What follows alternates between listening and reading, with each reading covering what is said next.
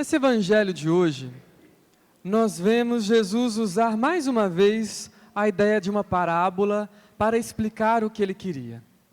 Muitas vezes Jesus usou de parábolas para explicar o que é o reino de Deus, como um grão de mostarda, como um semeador. E hoje Jesus ele compara a si mesmo como um pastor, mas não um pastor qualquer, o bom pastor. Naquele período de Jesus, não tinha arame farpado, não tinha cerca, então para poder cuidar do rebanho, precisava de alguém lá no pasto para pastorear o rebanho. Imagina que você é dono de um grande rebanho. Toda vez que você fosse levar ele para o pasto, você ia ter que contratar alguém, ou você mesmo ir, para poder ficar tomando conta. Para não misturar com o gado do vizinho, para não ser atacado por nenhum lobo, para não se perder. Agora, se você contratasse um mau pastor, no primeiro lobo que aparecesse, ele, ia dar no pé. Agora, se você contratasse um bom pastor, ele ia pegar o cajado dele, ia pegar os cachorros junto com ele e proteger o seu rebanho. Jesus, ele se considera o bom pastor, simbolizando para nós o quê? Aquele capaz de dar a vida por nós, capaz de dar toda a sua vida para poder nos salvar. E a partir disso, nós olhamos para nós hoje e nos perguntamos, qual será que é o pastor que nós temos seguido? Quem será que é verdadeiramente o pastor da nossa vida? Uma coisa interessante que Jesus fala no Evangelho, é que as suas ovelhas conhecem a sua voz. O mundo, de muitas formas, vai tentar nos enganar. Às vezes a gente vai achar que é a voz de Deus, mas é a voz do poder. A gente vai achar que é a voz de Deus, mas é a voz, na verdade, de crescer em cima dos outros. A gente vai pensar que é a voz de Deus, mas é só a gente querendo engrandecer nosso ego. Por isso precisamos estar bem atentos para diferenciar. Eu lembro no tempo que eu morava na roça, quem aqui já trabalhou com vaca, com boi? Levanta a mão aí para eu saber. Só isso, gente. Nós vamos ter que fazer uma excursão para levar esse povo para a roça. Mas vocês já foram na roça, não já? Já viram uma vaca, pelo menos? Mais ou menos, né? Por exemplo, no tempo que eu morava na roça, a gente tirava leite. Se chegasse uma visita estranha lá em casa, as vacas já ficavam com a orelha tudo em pé, porque não reconhecia a voz. Agora, se fôssemos nós mesmos lá de casa, a gente podia ficar tranquilo que elas também estavam tranquilas. Inclusive, na hora de tirar o leite, a gente chamava ela pelo nome. Se tivesse gente de fora lá e visse a gente chamando a vaca pelo nome, ela vindo, a pessoa ficava impressionada. Mas a vaca sabe o nome dela? Eu falei assim, sabe. Vocês sabiam disso? Vamos ter que fazer uma excursão, não tem jeito não. Semana que vem eu vou na casa dos meus pais, vamos fazer um ônibus para levar vocês lá um dia de campo, na casa do padre. Bem, e essa é a grande mensagem para nós. A gente perceber e reconhecer a voz do nosso Deus, naquilo que nós somos chamados, lá no nosso trabalho, lá na nossa família, na vida que nós temos, para não nos deixar ser enganados, porque a voz do mau pastor nos leva para o buraco, nos tira da graça, nos tira da alegria. E agora eu quero fazer uma análise com vocês. Se nós fôssemos pensar hoje na nossa vida, qual que seria aí o grande opositor do bom pastor? Qual que seria, afinal, o mau pastor de nossas vidas? Eu daria um nome para esse mau pastor. Não é o Malafaia não, pode ficar tranquilo. O mau pastor que eu daria nome, na verdade, sabe quem é? É o cansaço. E ele se torna o Deus de nossas vidas. Tudo que a gente vai decidir, a gente leva em consideração o cansaço. Nossa, hoje eu estou muito cansado, não vou na missa não. Hoje eu estou muito cansado, não vou fazer exercício físico não. Hoje eu estou muito cansado, eu não vou na casa de fulano não. Não vou no almoço de família. Estou muito cansado, não vou sentar aqui com minha família para poder conversar. E a gente vai percebendo que o cansaço vai dominando a nossa vida. E eu sei, gente, que o trabalho é fundamental para que nós possamos ter uma vida de qualidade, com dignidade. Mas cuidado, para que a gente também não arrume um trabalho ou uma escala de horário que roube de nós o tempo de qualidade com a nossa família. E aí eu trago agora um alerta, né, para vocês, que é o seguinte: olha, se vocês trabalharem o dia inteiro, das 5 da manhã às 10 da noite, no outro dia o trabalho vai estar te esperando do mesmo jeito. Se você trabalhar a sua vida inteira, quando você morrer, no outro dia, já vai ter alguém para te substituir no seu trabalho. E o que isso quer dizer? Que o trabalho é muito importante, sim, mas não pode ser maior do que as nossas relações. Tem muita gente que fala assim: não, eu quero trabalhar muito agora para ganhar dinheiro, aposentar cedo. E aí, trabalha muito agora, e sabe o que acontece? Quando ela tiver dinheiro, ela já não tem mais os familiares que ela deveria ter. Quando ela tiver dinheiro, ela já não tem nem a saúde mais. Porque gastou toda a saúde dela com o quê? Com o trabalho. O que vale mais? O que deveria receber mais a sua atenção e sua energia? O seu trabalho ou a sua família? Lembrando que eu não estou tirando em nada a importância do trabalho, mas não troque o lugar do que mais importa. Eu sei que às vezes você vai chegar cansado do seu trabalho, mas não deixa de fazer comunidade com a sua família, não. Não deixa de sentar na mesa e conversar e falar sobre a vida. Não deixe que o cansaço roube de você a alegria de amar e ser amado. Combinado? Combinado? Combinado! Nossa, gostei de ver agora, hein? Agora animei. E aí, seguindo adiante, hoje também é dia das mães. E essa eu quero trazer uma reflexão muito importante.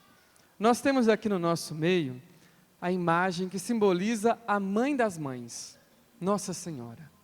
E eu quero trazer uma reflexão agora sobre a importância e o papel das mães na nossa vida. Primeira coisa e o mais bonito é que Deus escolheu o ventre de uma mulher como porta para entrar na humanidade. A encarnação da divindade se dá através do ventre de uma mãe. Do sim que ela dá, a salvação entra na humanidade. E tem uma coisa também que eu quero chamar a atenção para vocês. Maria, ela tem uma característica que toda mãe, toda mulher deveria ter, que é a sensibilidade de perceber o que falta. Quando Maria estava lá no casamento, ela percebe, antes de todo mundo, antes do problema estourar, que faltava vinho. Ou seja, que faltava amor, faltava alegria. Ela percebe, começa a fazer um movimento, chama Jesus e as coisas se resolvem.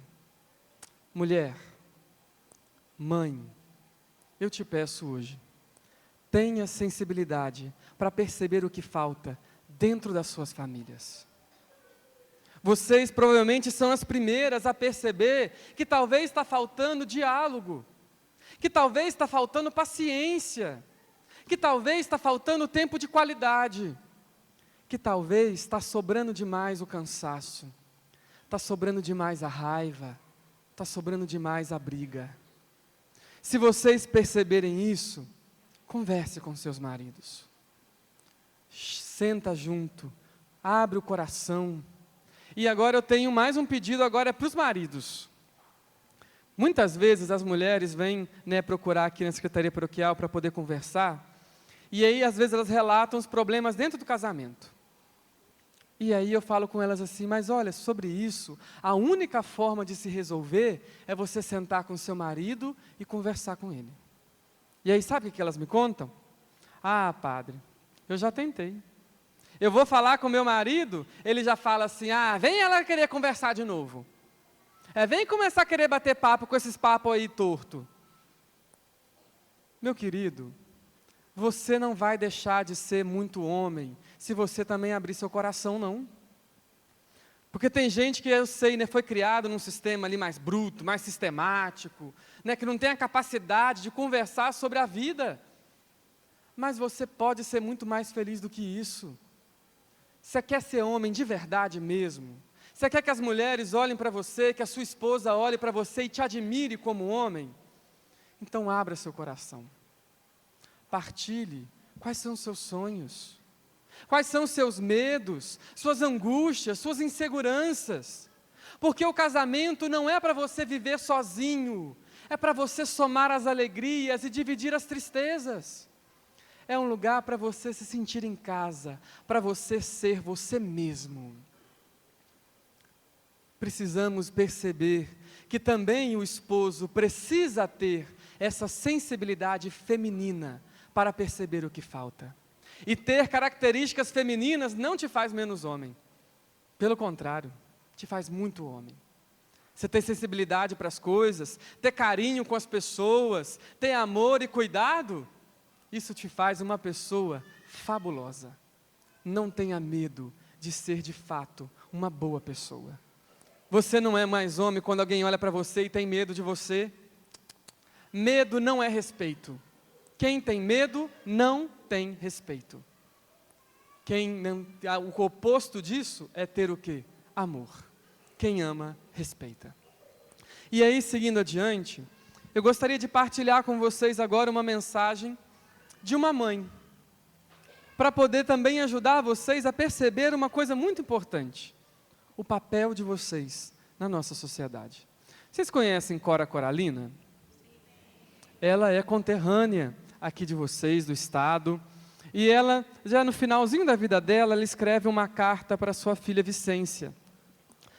Cora Coralina, ela foi analfabeta até os 50 anos. Ela foi poeta até os 90. Viveu do ofício de doceira, né, fazendo doce para vender, mas deixou para nós um legado gigantesco. Então que nós possamos ouvir, né, esse pequeno poema, em especial dedicado hoje às mães, para que vocês também sintam o mesmo sentimento e a mesma vivência. Minha querida Vicência, te escrevi essa carta com mãos calejadas do ofício de doceira, mas o coração leve, como o cheiro das goiabas maduras no pé. Você me perguntou certa vez o que é ser mulher no mundo. Hoje te respondo: ser mulher é como ser um rio.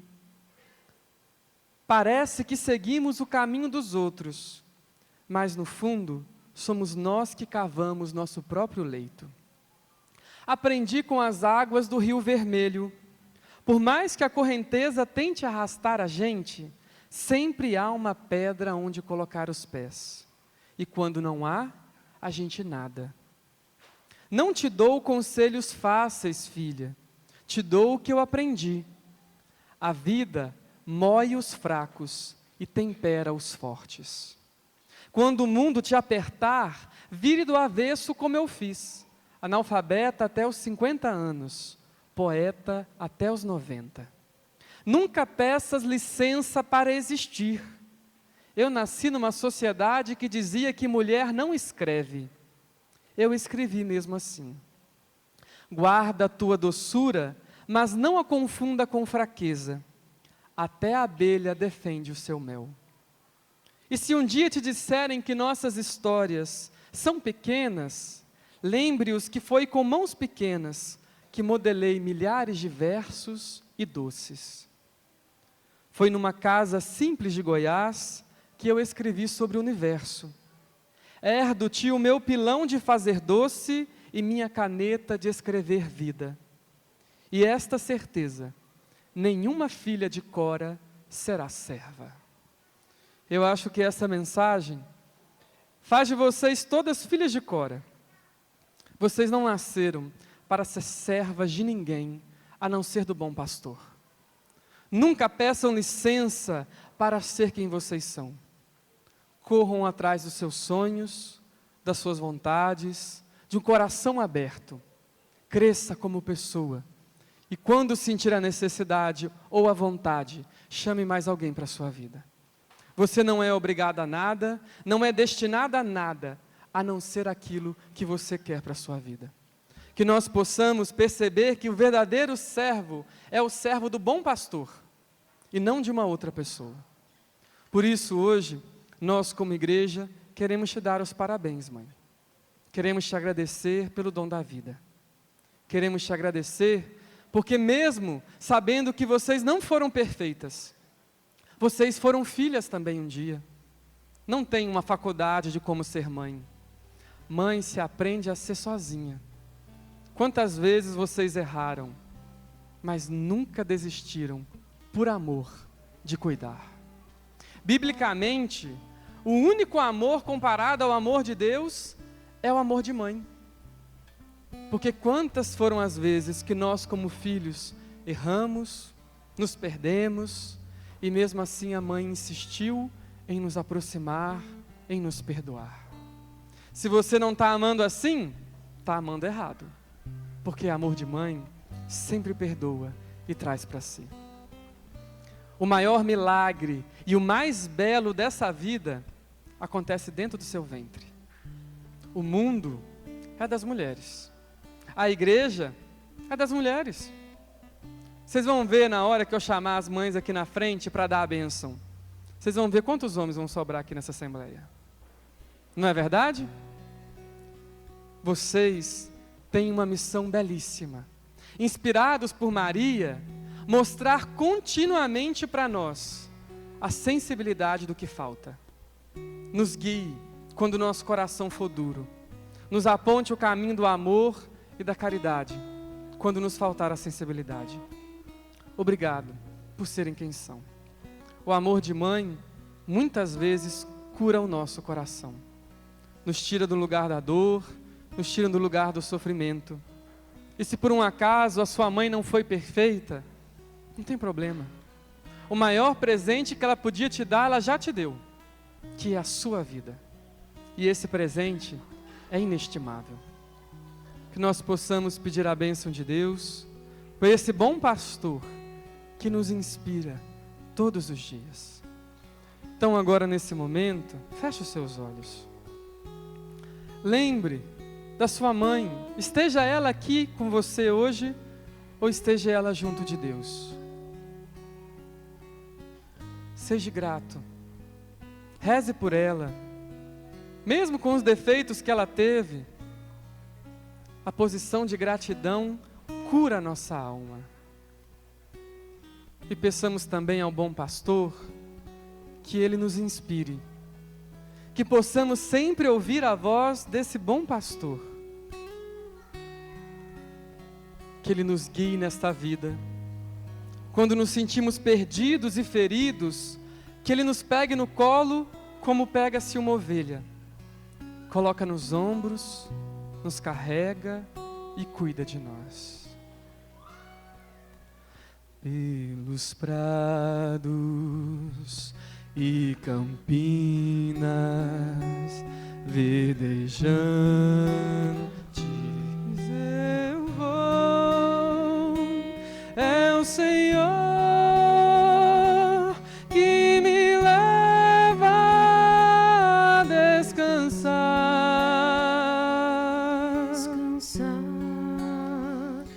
junto às fontes de águas puras, repousantes eu vou, minhas forças o Senhor vai animar. Comigo.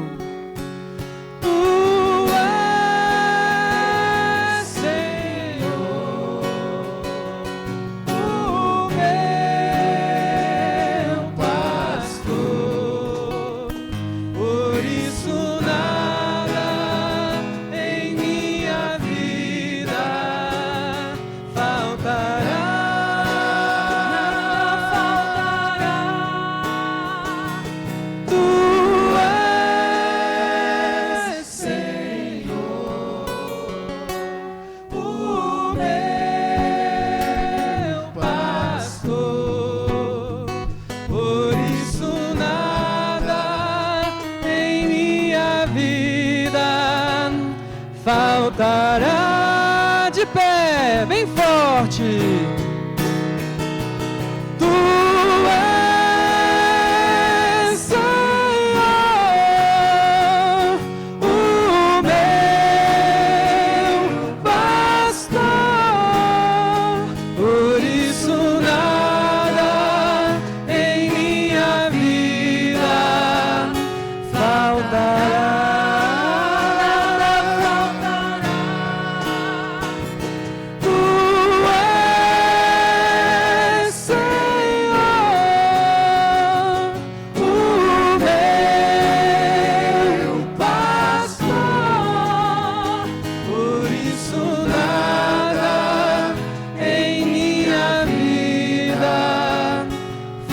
faltará, nada faltará. Pastor de nossas vidas, nos ajude a curar o coração da ovelha ferida. Nos ajude a ter a sensibilidade de uma mãe e o coração aberto para um mundo novo. Que Deus nos abençoe hoje e sempre. Amém. Creio em